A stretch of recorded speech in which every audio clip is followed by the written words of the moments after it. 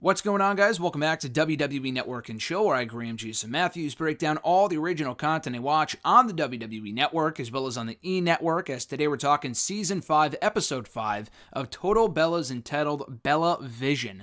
And a bit of a Season 5 update here, from what I can tell. It looks like they have episodes untapped for next week and the week after. So I'm not sure how many episodes are in Season 5. I think Season 4 consisted of 10 episodes, if I'm not mistaken. So I believe this will probably run for 10 episodes as well, and then wrap up at some point, I would believe, later on this month in late May, if I'm not mistaken. So I guess we'll soon see on that front. But we kick off this episode with, because the entire episode kind of builds around the SmackDown premiere on Fox in Los Angeles that the Bellas were invited to. It all kind of culminates with that. So to kick off the episode, we see Nikki and Artem back at their place, or Nikki's place with Artem. I don't know. I don't think he lives there. I'm not exactly sure. I don't think so. That was the whole thing of like episode 2 or whatever, or maybe it was the season premiere, when she was building her own home and he was supposed to move in with her, and then she said no, that it was too soon, whatever. But he is there, and she's looking for something to wear to the SmackDown premiere on Fox, when Artem comes out of nowhere wearing Nikki's old Fearless gear. The Stay Fearless gear that she used to wear a couple of years ago with the backwards hat and whatever. Not a visual I exactly needed to see on this show, but we got it anyway. So if you're interested, I guess there it is. Anyway, so Nikki talks about how she would love nothing more than to be back in the ring and whatever. So she eventually goes on to see her doctor, Dr. Uribe, I believe is how you pronounce his name, who I think we've either seen on this show before or on Total Divas. More on that later. So Brie and Nikki go out to lunch or dinner, go get food with Artem. And that's where Brie accuses Nikki of being in the honeymoon phase of her relationship with Artem, because they're like all over each other. They're kissing each other in public right in front of Brie. Kind of makes Brie uncomfortable. But it also kind of makes herself feel insecure about her own relationship with with Bryan Danielson. And she realizes that what Nikki and Artem are going through at the moment is what she and Bryan used to be like earlier on in their own relationship. Now, granted, that's a 10-year difference. Bryan and Brie have been together now for almost a decade, whereas with Nikki and Artem, they just started seeing each other, so that's the biggest difference here. Anyway, Nikki wants to see what her future holds in the ring when she holds a doctor's appointment, so she goes to see her doctor, Dr. Uribe, I believe is how you pronounce it if I'm not butchering it. Like I said earlier, I believe we've seen him on the show before, whether it be on Total Bellas or Total Divas years ago. I believe she saw him maybe after she retired a couple of years ago, but definitely, I believe, if I'm remembering correctly here, my timeline is accurate, right before WrestleMania 33, because she was injured on SmackDown before Mania 33, when she and He Who Shall Not Be Named teamed up against Miz and Maurice in that mixed tag team match, and then it was kind of a question mark whether she could compete or not, and she ended up competing, but that ended up being her last match for a while, because her neck was so bad, and she kind of had to, semi-retire at that point. So she meets with the doctor. The doctor basically tells her in so many words, I don't want you to risk it, because Nikki says, I get all these opportunities all the time about, can you be a manager for this superstar? Can you stand in this person's corner? Can you compete in this tag team match? Blah, blah, blah, blah, blah. The doctor says, I understand that. I know you want to do it. But in my opinion, I don't think you should. I don't think you'll be safe, because all it takes, it's all part of the show, because he gets the gist of it. He knows that even if you're a manager, you still might get blasted by someone, from the outside, on the outside, and just get laid out at ringside. And it could be really bad. One bad bump could really mess up her entire life, mess up her neck or whatever. The same way that there was a fear when Edge, had his neck surgery, retired in 2011, that he could never take another bump ever again. He never did anything physical up until he came back in the ring earlier on this year, So again, in so many words, he advises her to stay away from the ring. The Bellas then welcome on Natalya and Natty to their podcast, and Nikki finds it to be very, not only an enjoyable experience, but very, not self-fulfilling. I'm not exactly sure what the word is here. Satisfying, maybe, just because they get to talk about what Natty and TJ went through, because TJ, a.k.a. TJ Wilson, a.k.a. Tyson Kidd, her husband, he had his career ended prematurely 5 years ago, courtesy of a, what was it called? I don't even know the name of the move now. Oh, the Muscle Buster from Samoa Joe, during a dark match before Raw many, many years ago, back in 2015. So not many years ago, but it seems like a lifetime ago at this point. And he never got to wrestle again. He actually barely survived that bump. It was just a freak accident, really, that ended his career. So she wants to kind of pick her brain and what TJ's gone through and what she plans to do after wrestling, because she doesn't really know what she wants to do moving forward. So it makes Nikki feel like she's in the right place mentally to be able to go to SmackDown later on in the month, because she's not exactly sure. She was very nervous. She hasn't been backstage, I believe, at a WWE show in a while, probably since Evolution the year before. I mean, I feel like they were probably, like, were they a part of the Raw reunion show in July? I don't think so. I can't think of any appearances they made last year aside from the SmackDown show on Fox, the Fox premiere. So anyway, she wants to make sure that she's good to go, and talking to Natalya really makes her feel like she's good to go to SmackDown and that she's in the right place mentally. So after that, Nikki talks to Artem about what he thinks he's going to do next, because he got laid off from the Dancing with the Stars gig a number of episodes ago. That might have been on the season premiere, I think, I'm pretty sure it was the season 5 premiere that he got laid off from Dancing with the Stars. She's worried that he has either no future, doesn't want to do anything, he's bored, he's lazy, whatever. So she wants him to start thinking about what he's going to do next. And Artem feels like, in talking to the camera behind the scenes, he feels like Nikki's trying to stir him, kind of try to lean him in a certain direction of what she wants him to do. So it kind of makes him feel bad as a result. Meanwhile, the Bellas are back in LA for a photo shoot right ahead of SmackDown, which is where Brie talks about how she's really, really busy this week going into SmackDown and how she really wants to keep up that momentum. I mean, when that momentum's gone, it may not be able to come back. You may not be able to recover that momentum if you take a break or stop doing a certain thing. So she wants to keep that momentum going. Meanwhile, Nikki makes a vision board for Artem out of the magazines they bought at this, the store, that side store in the street that they found, the street shop. So she puts together a vision board for Artem of basically what a vision board is, and I'm not all that knowledgeable on the subject, of things you want to be able to accomplish and what your dreams are, your goals, stuff like that. Usually, though, it's something you create for yourself and things that you want to accomplish and things, dreams that you'd want to achieve and stuff like that. Not someone else making it for you. She doesn't exactly see the point of that, all right? Brie is in on this process early on. Not that she's on Nikki's side. It's the exact opposite, actually. Brie feels like she fears that she's going to control Artem's whole life, that she's being a bit too controlling here with what she's going for. It comes from a good place. She realizes that. Artem realizes that eventually a little bit later on when he sees the thing, which I'll get to momentarily. But they both realize that from a sane person's perspective, that Nikki probably, this isn't exactly her business, But anyway, on the subject of Nikki and Artem, watching them makes Brie realize that, that was how Brian and herself used to be earlier on in their relationship, which is, again, the same realization that she came to earlier on in the episode. Nikki doesn't know what his dreams are, and that's what really worries her. She doesn't know what he wants to do next, not what his purpose is. I feel like that's too broad, but what he wants to do moving forward. So, meanwhile, we see Brie and Brian go out. They take out Birdie, a lot of bees there.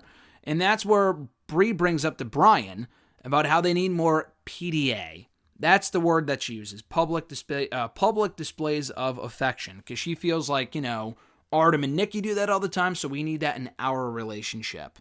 And Brian's like, listen, I come home from being on the road for a while, and I try to give you all these kisses, blah, blah, blah, blah, all the mushy stuff. And he feels like she's always on her phone.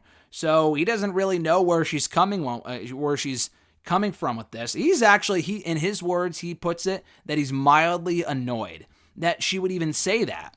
Because, again, he tries to be more affectionate in public and stuff like that. Not as much as Artem and Nikki are, who kind of take it a bit overboard. But still, he tries to do his best, and she wants no part of it because she's always busy. Brian's always on the road, but she's even busier than he is, and that's saying something. So Nikki presents the vision board to Artem, and of course he hates it. Even Brian says, I don't think she should have done that. And Artem says it's a terrible idea. He just wants to be himself. He wants Nikki to just let him be himself. So the Bellas go out shopping, and that's where Brie reveals that she wants Brian to kind of go home, take Birdie and go home, not stay in LA with her. He has to be there for SmackDown, but I guess they were supposed to stay there a little longer altogether, and she wants him to take Birdie and leave, so she can have more time to herself, get more stuff done. She can get triple the amount of work done if Brian and Brie weren't around. So she calls it a miserable stay at the hospital. She admits to Nikki that she's stressed out, and she feels like she and Brian are drifting away from each other. They both feel that way, apparently. That's what she says. So the Bellas then go to a store opening for their friend Kristen, I forgot what her name was, where their wine is being promoted. And that's where Nikki reveals to Brie and John Laurinaitis' daughter, I forgot what her name was, and she was on like the last season of the show. And Kathy there is there as well, Mama Bella. That's where Nikki reveals that she got an opportunity to audition for the new WWE Backstage show. So this is apparently early October. The show debuted in November. I think Nikki, I remember reading reports that she had tried out for the show. So we see her do the audition. And Kurt Angle's there too. So it's Renee Young, Booker. They were already set for the show. They were auditioning to see who else would be on it. Paige was a part of the auditions. Obviously, she got the role. CM Punk also auditioned. He got the role. Granted, he's not on every week. But he's a far better analyst, in my opinion, than Nikki Bella. And nothing against Nikki Bella. I thought she did a decent job from what we saw here, from what we saw in this episode of her audition. And Kurt Angle's good, but I assume that Paige took her spot because they wanted another female. And Angle's spot would have been, that would have eventually gone to CM Punk. And Angle's good too, and Angle's great, don't get me wrong. I think CM Punk is a much better fit for the show. Whereas with Paige, she just kind of seems to know more about the wrestling business. It's just a better personality for this type of show. And the Bella Twins are great, just not in that setting. But speaking of Brie, upon hearing the news, she's actually really disappointed and upset that she was not asked to be a part of the show. And Kathy goes, well, maybe it's because you talk about a lot, how you're always busy and you can't really handle much more than that. And she goes, that's true, I probably can't do the show, but I want to be able to say no myself. That's such like a...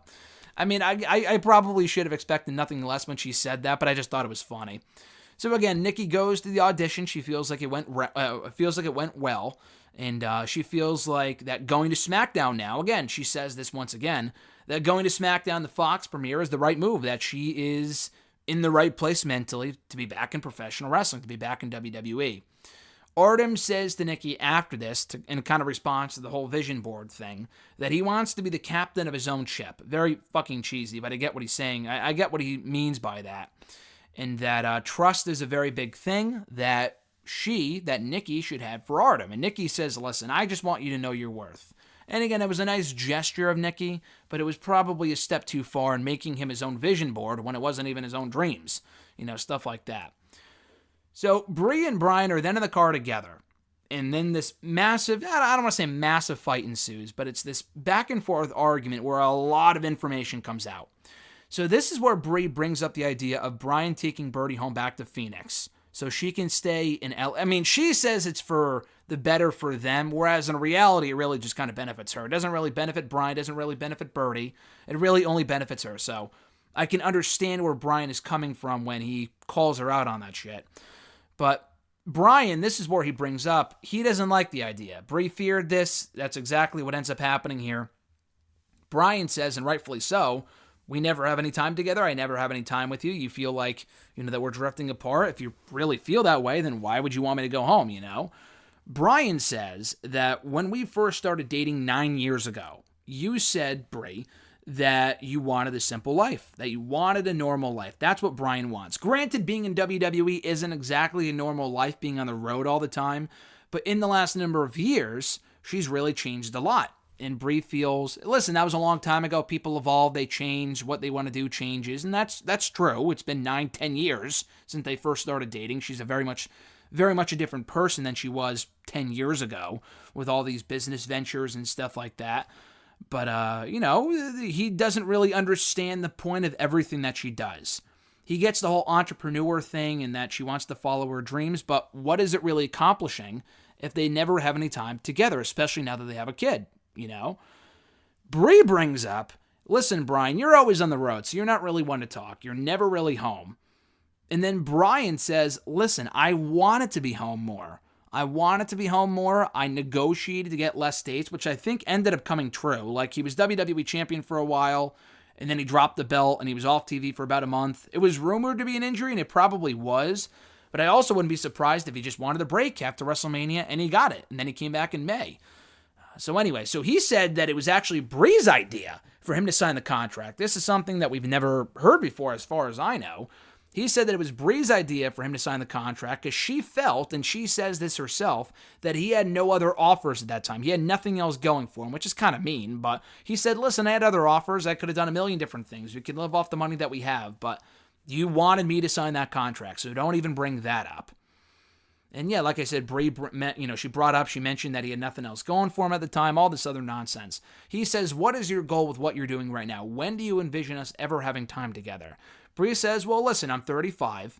If I can be busy until I'm 40, then I'll be half as busy as I am now, and we can spend from 40 to 80 together. I thought it was a very like a very weird answer. Like, I'll do this for 5 years, then from 40 to 80, like, oh, from 9 to 5 p.m. we'll be together, like that type of thing. It was really weird when she phrased it that way. Brian even says, I don't envision a scenario where we ever get time together where things are back to, not even just back to normal, just being at a normal pace. So Brian agrees to go home. The short of it is that he agrees to go home, take Birdie with him after SmackDown, because of course he's on SmackDown. He's at the Fox premiere. He's on the freaking roster, you know.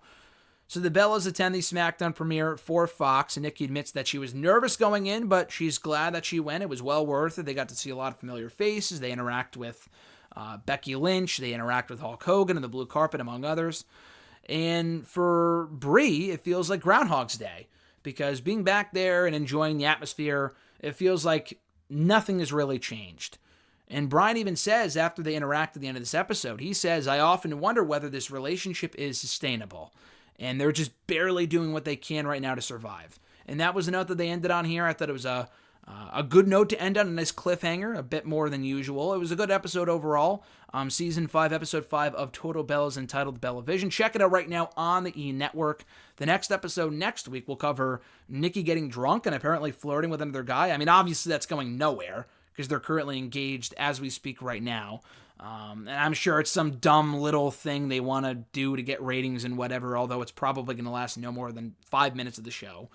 But that's coming up next week, and I think the latest update on Brie and Brian and what's going on with them, their relationship, blah, blah, blah.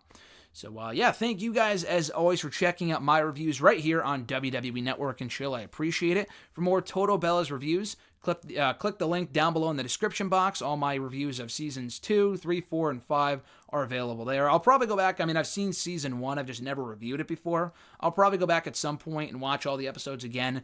I was going to say re-review them, but I've never actually reviewed them once to begin with, so I'll probably do reviews of those at some point down the road. In the meantime, though, be sure to like this video, drop a comment, share the video, and subscribe to the channel for more content. Have a great weekend, guys. I'm Graham G. Matthews, and I'll catch your ass down the road.